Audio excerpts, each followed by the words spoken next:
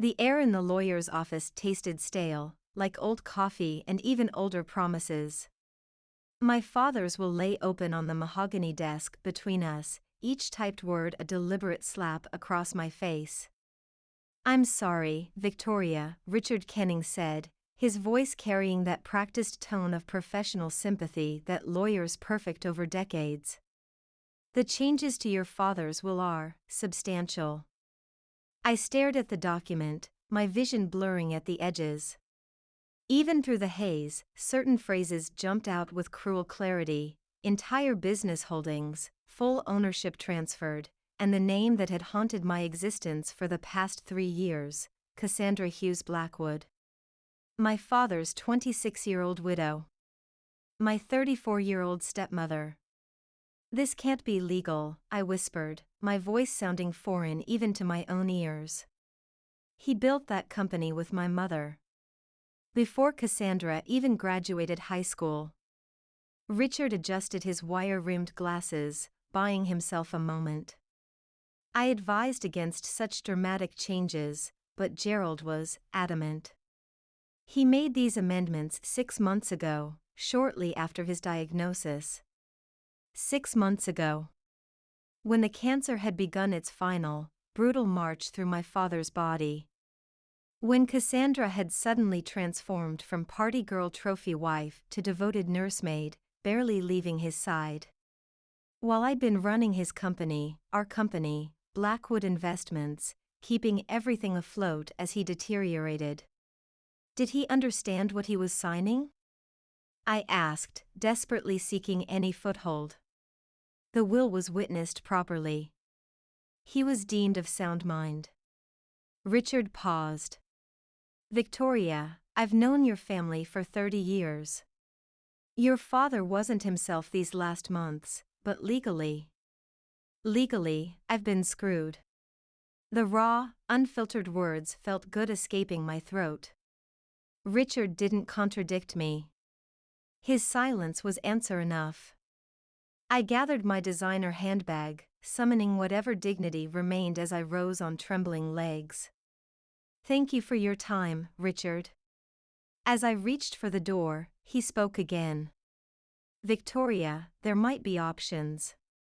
Not obvious ones, but," he hesitated. "Let me make some calls. The execution of the will doesn't happen instantaneously. We have a small window." A glimmer of something, not quite hope, but close enough, flickered to life inside me. I nodded once, not trusting myself to speak, and stepped into the hallway. My phone buzzed with Cassandra's name illuminating the screen. What perfect timing. I declined the call, watching with bitter satisfaction as her face disappeared. 20 minutes later, I sat in my parked Range Rover outside Blackwood Tower, the 30-story glass monument my father had built when I was 8 years old. I'd practically grown up within those walls. My first job at 14 had been filing papers in accounting. By 22, I'd earned my MBA and joined as a junior executive. By 30, I'd become his second in command. Now, at 34, I was nothing. An employee who could be terminated at the new owner's whim. My phone buzzed again. This time, it was Marcus Chen, our CFO, and my closest ally at the company. "Victoria," he said when I answered. "Where are you?" "Cassandra's here with her lawyer. She's calling an emergency board meeting for tomorrow morning." "She's what?" The words felt like ice chips in my throat. "She's already meeting with some of the board members individually. Harold and Christopher were just summoned to the main conference room." Harold and Christopher. The 2 board members most likely to be swayed by a pretty face and sad story. My father may have left Cassandra the company, but the board could still challenge major decisions. Unless she managed to secure their loyalty first. "I'm on my way," I said, ending the call. As I strode through the gleaming lobby of Blackwood Tower 15 minutes later, employees stopped to stare. News travels fast in corporate America, especially news about a power struggle at the top. I jabbed the executive elevator button repeatedly, as if the force of my finger could somehow speed its descent. When the doors finally slid open, I stepped inside and used my key card to access the top floor. The executive suite was uncommonly quiet, the usual buzz of activity replaced by an unnatural stillness. I moved past my father's former assistant's desk, now empty, as Martha had retired the week after his funeral, and pushed open the double doors to his office. Cassandra sat behind my father's desk like she belonged there, her honey blonde hair falling in soft waves around a face that belonged on a magazine cover. She wore a conservative black dress that somehow still managed to highlight every curve. Beside her stood a man in an expensive suit, a leather portfolio open before them. "Victoria," Cassandra said, her voice carrying that slight southern drawl that my father had found so charming. "I've been trying to reach you." "I was at the lawyer's," I replied, making no effort to keep the ice from my tone. "Learning about my disinheritance." "That's not what Gerald wanted us to call it," she said, her blue eyes widening with rehearsed concern. "He wanted a smooth transition. That's why I'm here today, planning the announcement." "The announcement?" "Of the leadership changes," her lawyer interjected smoothly. "Ms. Hughes-Blackwood will be assuming the role of CEO, effective immediately." I felt the floor tilt beneath me. CEO? Cassandra has no experience running a business. She has no experience doing anything except spending my father's money. A flash of something, anger, perhaps, darkened Cassandra's perfect features before she composed herself. "Gerald believed in me. He spent the last months teaching me everything about Blackwood investments." "While I was actually running it," I said, stepping closer to the desk. "My desk. My father's desk. Never hers. While you were playing nursemaid to secure your position." "Victoria," the lawyer warned. "These accusations are inappropriate and potentially actionable." "Actionable?" I laughed, the sound brittle even to my own ears. "Please. Sue me for telling the truth. It'll make for fascinating headlines." Cassandra stood, smoothing her dress. "I understand you're upset. I wanted us to work together on this transition. Gerald thought you might need time to adjust, which is why he left you your current position and salary." She paused, her expression softening with practiced sympathy. "He loved you, Victoria. Don't you dare talk about his love for me." The words escaped as a low, dangerous whisper. "You have no idea what existed between us before you came along with your perfect face and calculated innocence." The intercom buzzed, interrupting the tense standoff. "Ms. Hughes-Blackwood," came a hesitant voice. "The board members are assembled in conference room A." "Thank you, Jennifer," Cassandra replied, her eyes never leaving mine. "I'll be right there." She gathered her materials, her lawyer doing the same. "Victoria, you're welcome to join us. This concerns you too. But I'd appreciate if you could maintain a professional demeanor." I remained rooted to the spot as they moved toward the door. "Oh," Cassandra paused, turning back. "I almost forgot. I'll need the company credit cards returned. And the key to the executive apartment. We'll be moving in next week." The executive apartment. My apartment. The penthouse where I'd lived for the past 5 years, overlooking Central Park. "You can't just." "It's company property," her lawyer interjected. "Ms. Hughes-Blackwood is now the owner of all Blackwood assets, including the residential properties." They left me standing in my father's office, Cassandra's office now, surrounded by photographs of 3 generations of Blackwoods who had built this company from nothing. My grandfather's stern portrait seemed to judge me from the wall, as if demanding to know how I'd let this happen. My phone buzzed again. Richard Kenning. Victoria, he said when I answered. I've been making those calls. Can you meet me for dinner tonight? There's someone you should talk to. Who? Benjamin Archer.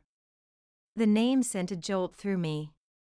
Benjamin Archer was the city's most ruthless corporate attorney, known for finding loopholes where none appeared to exist and for an almost pathological determination to win.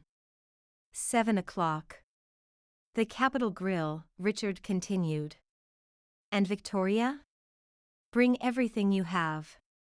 Financial records, emails, anything that might give us leverage. For the first time since reading my father's will, I felt a whisper of something resembling hope. I'll be there, I said. As I walked out of Blackwood Tower, possibly for the last time as an executive, I passed the portrait of my father in the main lobby. His stern eyes seemed to follow me, as if asking what I planned to do next. The answer was simple, whatever it took. The Capitol Grill hummed with the quiet conversation of power brokers and deal makers, the kind of place where fortunes were won and lost over rare steaks and expensive whiskey. I arrived 15 minutes early, a habit my father had instilled in me since childhood. Early is on time is late, he used to say. Richard was already seated in a corner booth, nursing what appeared to be a scotch. Beside him sat a man I recognized instantly from newspaper photos and business magazines. Benjamin Archer looked exactly as advertised, sharp, predatory, with salt and pepper hair and eyes that seemed to catalog and assess everything they saw.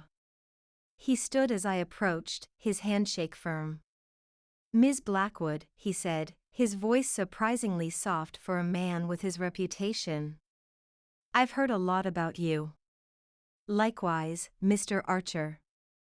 I slid into the booth. Though I never expected to need your services.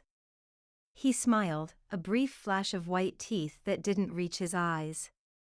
Few people expect to need me until they do. By then, it's often too late. And is it too late for me? I asked directly. Richard cleared his throat. I've briefed Benjamin on the basics. The will, the circumstances, Cassandra's rapid ascension. Archer leaned forward slightly. Before we discuss strategy, I need to know exactly what we're dealing with.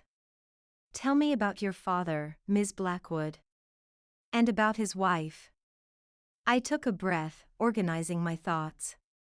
My father was Gerald Blackwood, founder and CEO of Blackwood Investments. After my mother died 6 years ago, he changed. Became reckless in his personal life. Cassandra was his third wife in 5 years. And how did they meet? The memory tightened my throat. At a charity gala. She was a hostess, professionally beautiful, half his age. She pursued him aggressively. And you didn't approve, Archer stated rather than asked. Would you approve if your 62-year-old father married someone younger than his own daughter? Someone who'd been photographed with 3 different wealthy men in the previous year? Archer didn't react to my sharpness. When did they marry? 3 years ago. 2 months after they met. And your father's health? Perfect, until 18 months ago. The cancer came on suddenly, aggressive pancreatic. He was gone within 6 months of diagnosis. Archer made a note in a small black book. And during his illness? Cassandra barely left his side. Transformed overnight from party girl to devoted nurse. The bitterness seeped into my voice. Meanwhile, I was running his company, keeping everything afloat while he deteriorated. And now she's CEO. As of this morning, apparently. Archer closed his notebook. Richard tells me your father changed his will 6 months ago, giving everything to Cassandra. Yes. And you believe she manipulated him while he was vulnerable? I know she did, I said with certainty. My father and I built that company together after my mother died. He always said it would be mine someday. Verbal promises, Archer mused. Difficult to enforce against a properly executed will. I felt a flicker of frustration. Are you saying there's nothing we can do? Archer sipped his drink, studying me. I didn't say that. I'm simply establishing the battlefield. He opened his briefcase and removed a tablet. I've already reviewed some public information about Blackwood Investments. Your father owned 51% of the company, is that correct? Yes. And the remaining 49%? Distributed among board members and a few key executives. I own 5%. Archer nodded, making another note. Tell me about the board. Who will support Cassandra? Who might support you? I considered this. Harold Winters and Christopher Park are already meeting with her. They're susceptible to a pretty face. Marcus Chen, our CFO, is firmly in my corner. Elizabeth Garnett probably is too. The others could go either way, depending on which side seems to be winning. Corporate politics, Archer said with a slight smile. Some things never change. What are you thinking? Richard asked him. Archer set down his glass. A frontal assault won't work. The will is legally binding, and challenging it directly would be expensive, public, and likely unsuccessful. He turned to me. We need leverage. What kind of leverage? Information, Ms. Blackwood. The kind that Cassandra wouldn't want made public. The kind that might persuade her to negotiate rather than fight. I felt a chill run through me. You want me to dig up dirt on my stepmother? I want you to find the truth, Archer corrected. People like Cassandra, young, ambitious, latching onto wealthy older men, they almost always have secrets. History. Patterns. And if I find something? Then we use it to negotiate a settlement that gives you what you deserve. Archer's eyes gleamed. Without the public spectacle of litigation that would damage the company you clearly care about. The waiter appeared, interrupting our conversation to take orders. Once he'd departed, Archer turned back to me. Do you have access to your father's personal accounts? Emails? Financial records? I nodded slowly. Some. He shared passwords with me in case anything happened to him. Before Cassandra, obviously. Start there, Archer said. Look for unusual financial movements. Large withdrawals. Payments to unknown entities. And Cassandra's background? Leave that to me, Archer replied. I have resources. As our meals arrived, the conversation shifted to more specific strategies. By the time we finished, a plan had taken shape, not the direct legal challenge I'd initially imagined, but something more subtle. More strategic. So we're clear on next steps, Archer said as we prepared to leave. You'll gather information from inside, I'll work from outside. We'll reconvene in 3 days. As Richard settled the bill, Archer leaned closer to me. One more thing, Ms. Blackwood. Cassandra will be watching you closely now. You need to appear defeated, compliant. Can you do that? I thought about facing Cassandra the next day, pretending to accept my diminished role while secretly working to undermine her. I can do whatever it takes, I said quietly. Archer nodded, seemingly satisfied. Good. Because this won't be quick, and it won't be easy. But if there's a way to reclaim what's yours, we'll find it. As I left the restaurant and stepped into the cool night air, I felt something I hadn't experienced since walking into Richard's office that morning: resolve. The initial shock and despair had crystallized into something harder, more focused. Cassandra Hughes-Blackwood had taken everything from me in one calculating move. Now I was going to take it all back.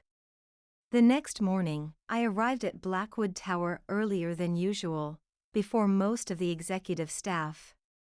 I needed time alone in my office to begin the digital excavation Archer had suggested. My key card still worked, small mercies, and I made my way to my office on the 29th floor, just below the executive suite where Cassandra would now reign.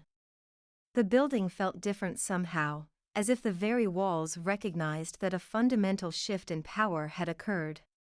My assistant, David, was already at his desk, looking uncomfortable as I approached. "Victoria," he began, standing. "I'm so sorry about everything. It's all moving so fast." "What's moving fast, David?" I kept my voice neutral, remembering Archer's advice about appearing defeated. "The changes. Ms. Hughes-Blackwood's assistant just sent over the meeting schedule for the day. There's a company-wide announcement at 10. "I see. May I?" I gestured to the printout on his desk. The schedule was packed: meetings with department heads, individual board members, key clients. Cassandra was wasting no time cementing her position. "Also," David continued hesitantly, "Jennifer asked for your schedule and contact list." I said I'd need to check with you first. Jennifer. My father's new assistant, now apparently Cassandra's. The request was a power move, designed to access my network and relationships within the company. "Tell her I'll send relevant information later today," I said smoothly. "I need to review it first to ensure it's properly organized." David nodded, looking relieved. "Of course. And there's one more thing. IT sent this over this morning." He handed me a document. "It's a new confidentiality agreement. All executives are required to sign it today." I skimmed the dense legal text. The agreement was comprehensive, prohibiting the sharing of any company information, restricting access to certain servers and files, and requiring the immediate return of all company property upon request. It was, essentially, a muzzle. "Has everyone received this?" I asked. "Just the executive team, I think." It came directly from Ms. Hughes-Blackwood's lawyer. Of course it did. This was their first move in isolating me, cutting off my access to information that might help me fight back. "I'll review it," I said, tucking the document into my bag. "Let me know when Marcus arrives. I'd like to speak with him before the announcement." In my office, I locked the door and immediately began accessing the systems I still had passwords for.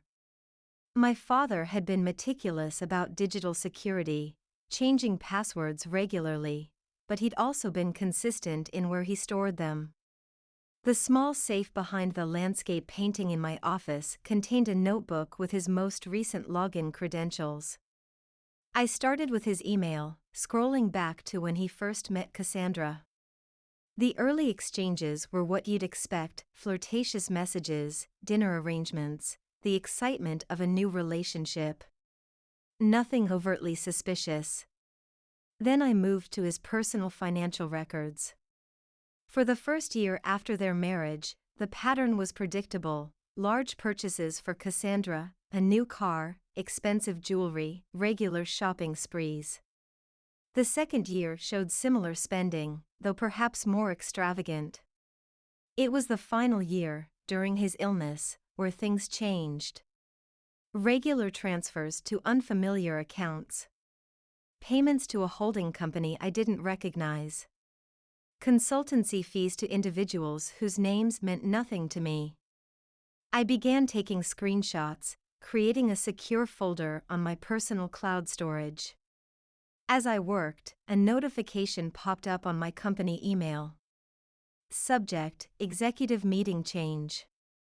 All executive staff are reminded that the announcement meeting has been moved to 9:30 a.m. in the main auditorium. Attendance is mandatory. The timestamp showed 8:47 a.m.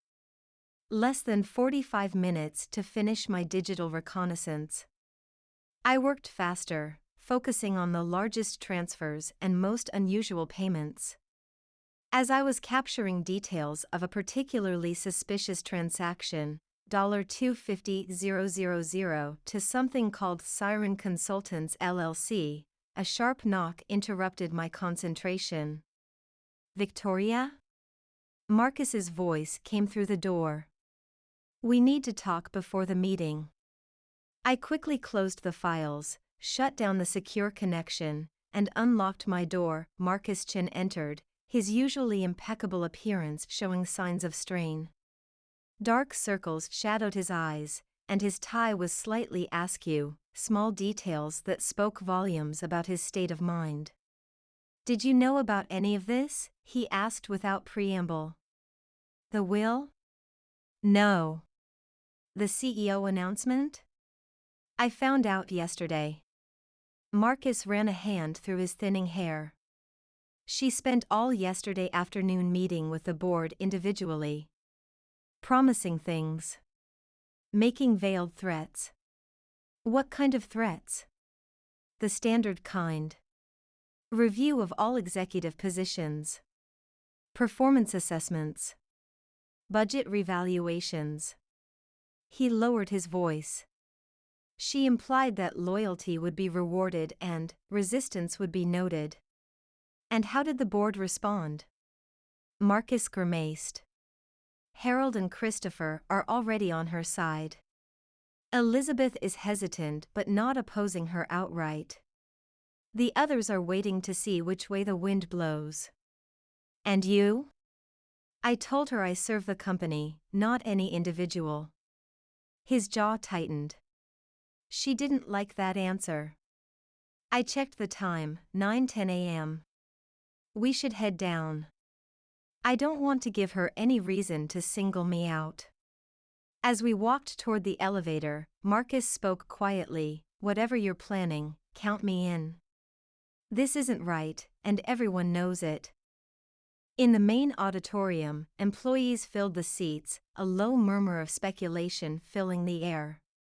The executive team sat in the front row, with two conspicuously empty seats, presumably for Marcus and me. We took our places just as the lights dimmed slightly.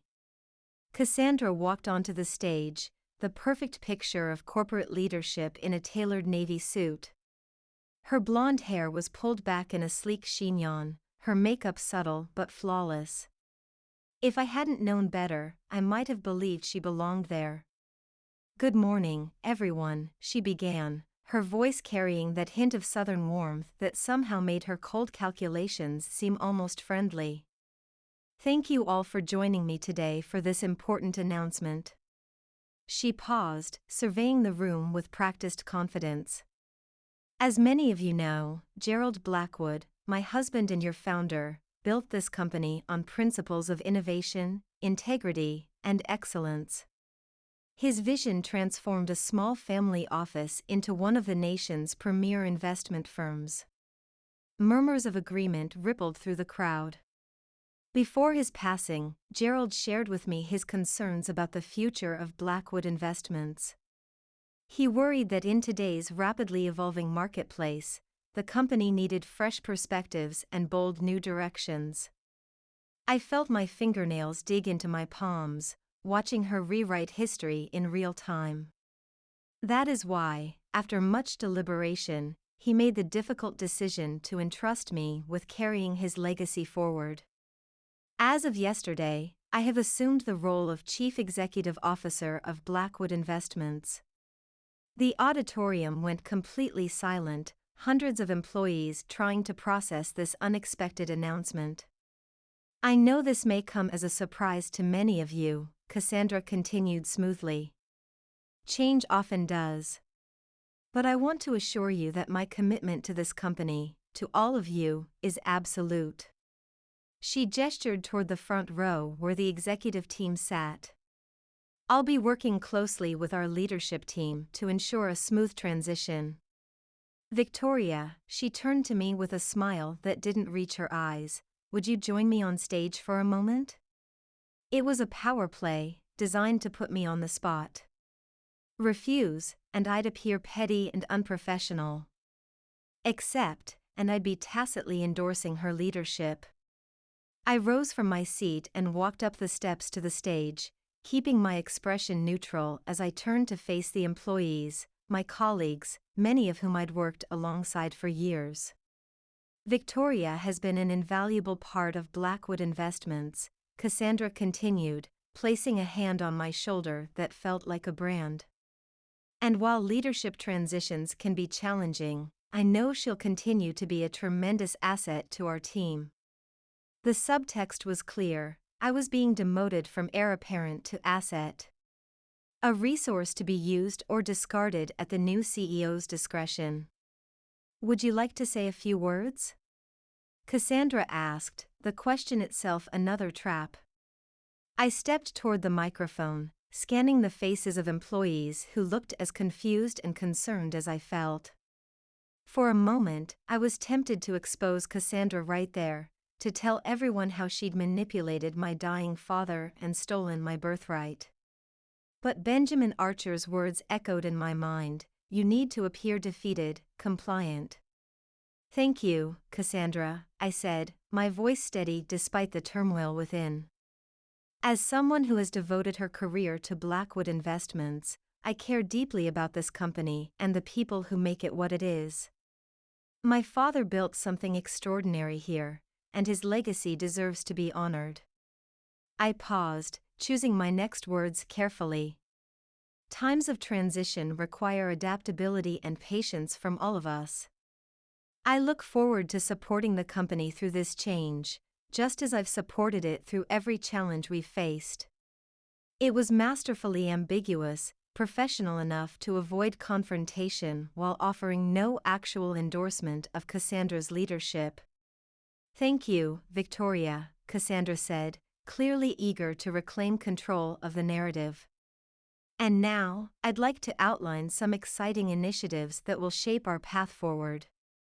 As she launched into corporate platitudes about synergy and innovation, I returned to my seat, feeling dozens of eyes following me. Marcus gave me a subtle nod of approval. The remainder of the meeting passed in a blur of hollow promises and strategic vision. When it finally ended, employees filed out in unusually subdued silence, the shock still settling in. As I rose to leave, Cassandra's voice stopped me. Victoria, could you stay behind for a moment? The executive team paused, looking between us uncertainly. It's fine, I assured them. I'll catch up with you later. Once the auditorium emptied, Cassandra's demeanor shifted, the warmth in her voice cooling several degrees. That was a very careful speech. I said what needed to be said, I replied evenly. Did you? She moved closer. Because what needed to be said was a clear endorsement of new leadership. A sign to the staff that you accept this transition. Is that what my father would have wanted? A false show of unity? Cassandra's eyes narrowed. What Gerald wanted is perfectly clear in his will. Everything to me. Including this company. Why? I asked, the question that had been burning inside me since yesterday. Why did he change his mind? After all our years of building this together. People change, Victoria, she cut me off. Gerald realized he wanted someone who would take Blackwood in bold new directions. Someone not bound by tradition and old thinking. Someone half his age with zero business experience? A flash of anger crossed her perfect features. I'm not going to justify myself to you. The decisions have been made, the documents signed.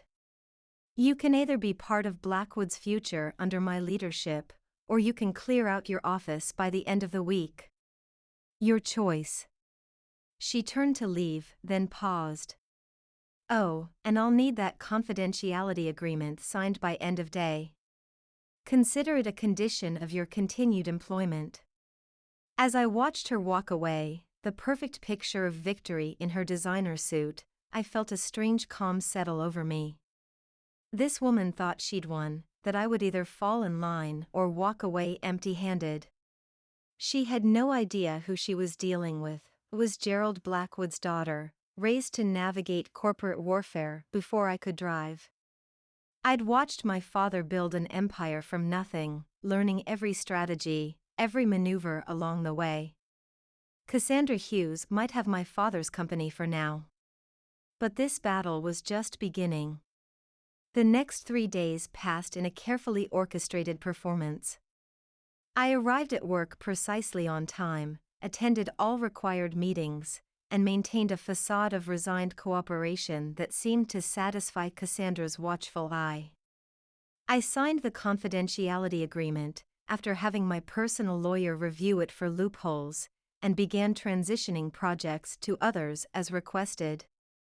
To anyone observing, I appeared to be accepting my diminished role with quiet dignity. Behind the scenes, I was working feverishly. I'd identified several suspicious patterns in my father's finances during his final months. Large payments to unknown entities. Transfers to offshore accounts. Consultancy fees that seemed to correspond with major changes to his estate planning. Most intriguing was Siren Consultants LLC, which had received over $1.2 million in the 6 months before his death, with the final payment occurring just days before the new will was signed. I'd compiled all this information for my meeting with Benjamin Archer, scheduled for that evening at his office rather than a public restaurant. Discretion was becoming increasingly important. At precisely 7 p.m., I was ushered into Archer's corner office in a sleek midtown high-rise. The space reflected its occupant, minimalist, expensive, with strategic points of emphasis, like the wall of framed newspaper headlines detailing his most significant victories. "Ms. Blackwood," he greeted me, rising from behind his desk. "Right on time." I was raised to believe that punctuality is the respect you show for other people's time, I replied, setting my portfolio on his desk. "Your father taught you well," he observed. "Please, sit. Tell me what you've found." For the next 30 minutes, I walked him through my discoveries, presenting bank statements, transaction records, and suspicious patterns. Archer listened intently, occasionally making notes in his small black book. When I finished, he leaned back in his chair. "Impressive work for 3 days. I know my father's finances. These patterns stood out immediately. And this Siren Consultants particularly interests me," he said, tapping the relevant document. "My team has been doing some digging as well. The company was registered in Delaware 18 months ago. The listed owner is a shell corporation based in the Cayman Islands. Untraceable? Not entirely." A cold smile played at his lips. "Very little is truly untraceable these days, if you know where to look." He stood and moved to a sideboard, pouring 2 glasses of what appeared to be excellent scotch. "We've also been investigating Ms. Hughes-Blackwood's background." I accepted the glass he offered. "And?" "Cassandra Hughes. Born in Savannah, Georgia. Father was a mid-level bank manager, mother a real estate agent. Unremarkable academic career. Moved to New York 8 years ago, ostensibly to pursue modeling." "And did she?" "Model, I mean." "Occasionally. Mostly she attended parties. Made connections." He returned to his desk. She's had relationships with 4 wealthy men that we can confirm. 3 were married. Your father was the first to divorce his wife and actually marry her. My father wasn't married when he met Cassandra, I corrected. My mother died 6 years ago. Archer nodded. Yes, of course. My point is that Cassandra has a pattern of attaching herself to wealthy, influential men. That's hardly unusual in New York society. No. But this might be. He slid a folder across the desk. Take a look. Inside was a photograph of Cassandra, looking slightly younger but unmistakable, with her arm around an older man I didn't recognize. Who is he? Anthony Carrington. Shipping magnate.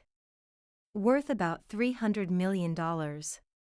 He died of a heart attack 5 years ago, leaving a substantial portion of his estate to a young woman named Cassie Hughes. I felt my breath catch. Cassie Hughes? She changed it to Cassandra when she moved upmarket. Less provincial, I suppose. Archer's eyes were calculating as he watched my reaction. Carrington's children contested the will, claiming undue influence. The case settled privately. The terms were sealed. She's done this before, I whispered, the realization settling like ice in my veins.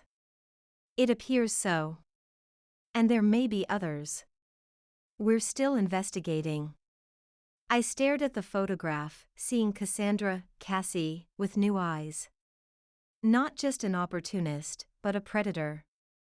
Someone who had refined a strategy of targeting vulnerable wealthy men, isolating them from their families, and securing their assets.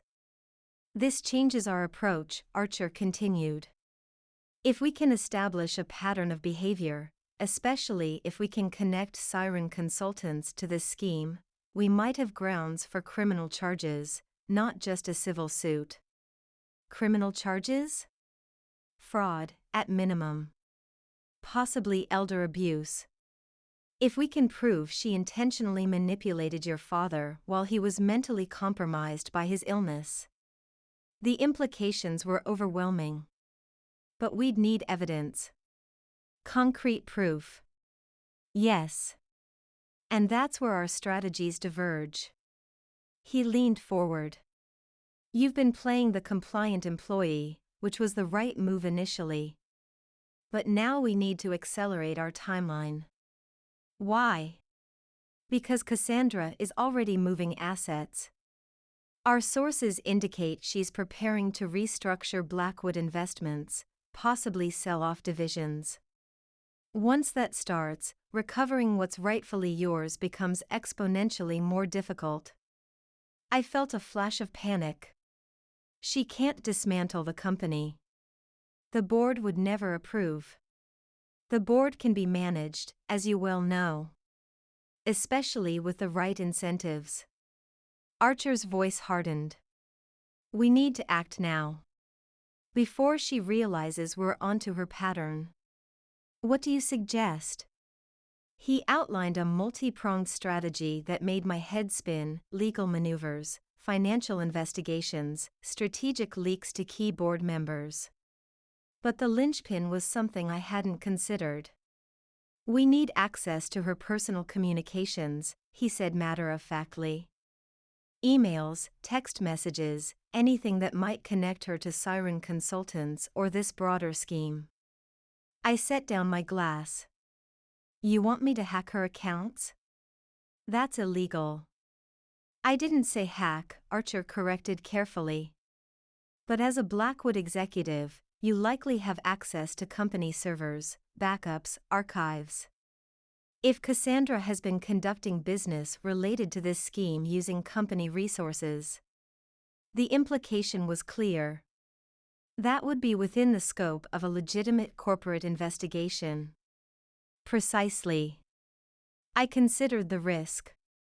The new confidentiality agreement specifically restricts my access to certain servers. Does it restrict your ability to authorize an internal security audit? As a current executive with fiduciary responsibility to the company? A loophole. A dangerous one, but potentially effective. I'd need Marcus's help, I said, thinking aloud. He has oversight of all financial systems. Can he be trusted completely? I nodded without hesitation. He was loyal to my father for 20 years. He's the only executive who openly supported me against Cassandra. Good. Archer closed his notebook. We move forward on all fronts, then. Legal, financial, investigative. He fixed me with an intense gaze. But remember, Ms. Blackwood, discretion is paramount. If Cassandra suspects we're building a case, she'll destroy evidence and accelerate her plans, Archer warned. We may only have one chance at this. I left his office with the weight of what lay ahead pressing against my chest. The bitter March wind cut through my coat as I walked several blocks before hailing a cab, a precaution that felt necessary rather than paranoid now. Back in my apartment, not the executive penthouse I'd been ordered to vacate, but my own place in Tribeca I'd maintained as an investment, I poured myself a generous glass of Cabernet and studied the documents spread across my dining table. Each page revealed another facet of Cassandra's deception, another thread in the web she'd spun around my father. My phone buzzed with a text from Marcus, security audit approved. Beginning tomorrow. She doesn't know. The first domino had fallen. I allowed myself a small smile as I typed back, perfect. Careful with Server 12B. Server 12B housed the executive email archives, including, potentially, any communications between my father and Cassandra during his final months. As I gathered the documents into a secure folder, my fingers brushed against an old photograph that had slipped between the pages, my father and me at the company's 20th anniversary celebration. His arm was around my shoulders, pride evident in his eyes as we stood before the Blackwood logo. I was 24 then, just beginning my executive journey. I'm going to fix this, Dad, I whispered to his smiling image. I promise. The soft vibration of my phone interrupted the moment. Unknown number. Victoria Blackwood, I answered cautiously. Ms. Blackwood. A woman's voice, unfamiliar. My name is Diana Winters. I was your father's private nurse during his final weeks. My heart quickened. How did you get this number? Mr. Archer contacted me. A pause. There are things about your father's last days that you should know. Things I've been afraid to tell anyone. I gripped the phone tighter. I'm listening. Not over the phone, she insisted. Tomorrow. Bryant Park, noon. The northeast corner. The line went dead before I could respond. I stared at the silent phone, a new piece of the puzzle materializing before me. Whatever Diana Winters knew, it was significant enough to frighten her, and important enough to make her overcome that fear. Tomorrow couldn't come soon enough.